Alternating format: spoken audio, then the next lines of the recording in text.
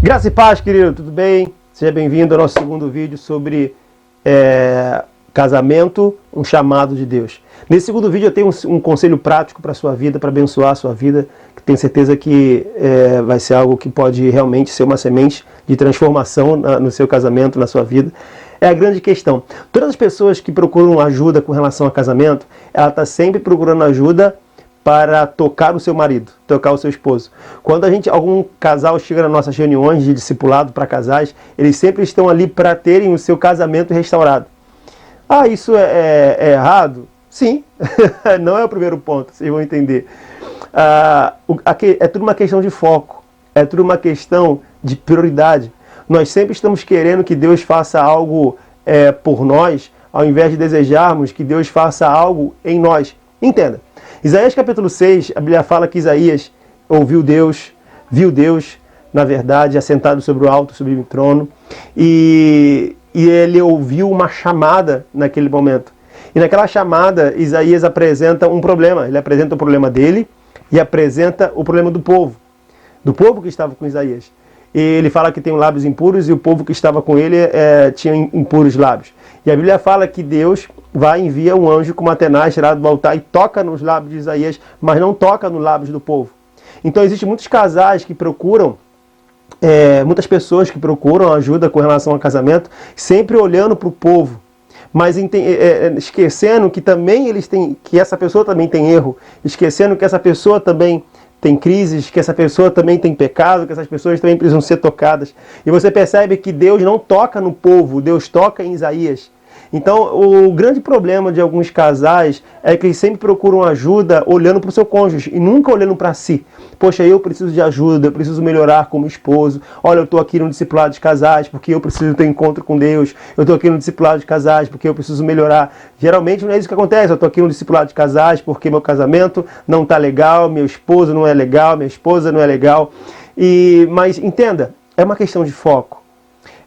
Nós precisamos entender este princípio. Em João capítulo 4 narra uma história fantástica de uma mulher samaritana que estava indo ao poço pegar água porque ela tinha uma necessidade. E a Bíblia fala que quando ela chegou naquele poço ela encontrou Jesus. E quando ela encontrou Jesus, Jesus começou a conversar com aquela mulher e mudou o foco dela. Ela, na primeira instância, em primeiro momento, ela estava ali porque ela tinha uma necessidade. Em primeiro momento ela estava ali porque ela estava necessitada de buscar água. Mas a Bíblia fala que de repente numa conversa ela esquece um pouco a sua necessidade e passa a ter conhecimentos profundos acerca da vontade de Deus. Jesus começa a ensinar coisas profundas para aquela mulher, inclusive sobre adoração, que o Pai procura adoradores. E por um instante aquela mulher esquece um pouco a sua necessidade, esquece um pouco o seu cântaro, tanto que a Bíblia fala que ela deixa o seu cântaro e vai até a cidade anunciar que aquele era o Messias. É tudo uma questão de foco. Muitas das vezes o nosso casamento não muda porque nós estamos focados no problema e não na solução. Nós estamos focados em Deus ou pedimos ajuda para que o nosso cônjuge seja transformado e não nós. Então entenda uma coisa, tudo que Deus vai fazer no seu casamento, primeiro Ele vai fazer em você. Tudo que Deus vai fazer no seu matrimônio, Ele primeiro vai fazer em você, para que através de você, você possa conseguir mudar o seu casamento. É tudo uma questão de foco. Entenda, quando você viaja de avião, um dos conselhos importantíssimos, que é uma coisa que a gente nunca quer botar em prática, a aeromoça às vezes ela chega e dá instruções acerca se acontecer algum problema, vai cair a máscara e você tem que primeiro, eles sempre dão esse conselho, pegar a máscara, se mesmo estando com criança, primeiro tem que colocar a máscara em você e depois ajudar uma criança ou uma pessoa que talvez esteja com alguma dificuldade. Depois que você coloca ela em você, você depois coloca nessa criança ou nessa pessoa que precisa de ajuda. E eles aconselham isso de não colocar na criança primeiro, mas de colocar a máscara em você. Por quê? Você só vai poder ajudar alguém se você estiver bem. Esse é um grande conselho para o casamento. Você precisa buscar mudança para que o seu cônjuge mude. Você não tem que buscar mudança nele, você tem que buscar mudança em você. Então entenda, Deus, em primeiro lugar, não vai mudar o seu casamento. Deus não vai mudar o seu casamento, Deus vai mudar você. Quando Deus mudar você, Deus vai usar você para mudar o seu casamento. Lembra de 1 Reis, capítulo 18, que a Bíblia fala sobre um desafio de Elias e os profetas de Baal.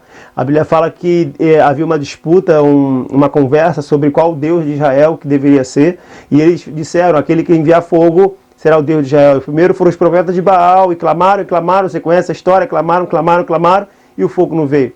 E desmancharam o altar, bagunçaram o altar, desorganizaram as pedras.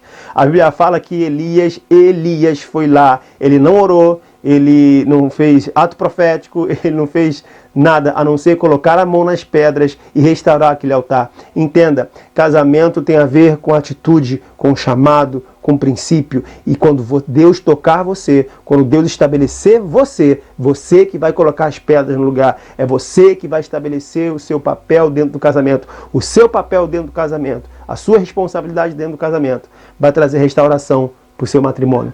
Então entenda, tudo que Deus vai fazer no seu casamento, primeiro, ele tem que começar em você. Olhe para você. Se preocupe com você, no sentido de restaurar o seu papel. Cumpra o seu papel, que através de você, Deus vai restaurar o seu casamento. É uma questão de foco. Primeiro Deus restaura você, para depois Ele restaurar através de você. Que Deus te abençoe, em nome de Jesus.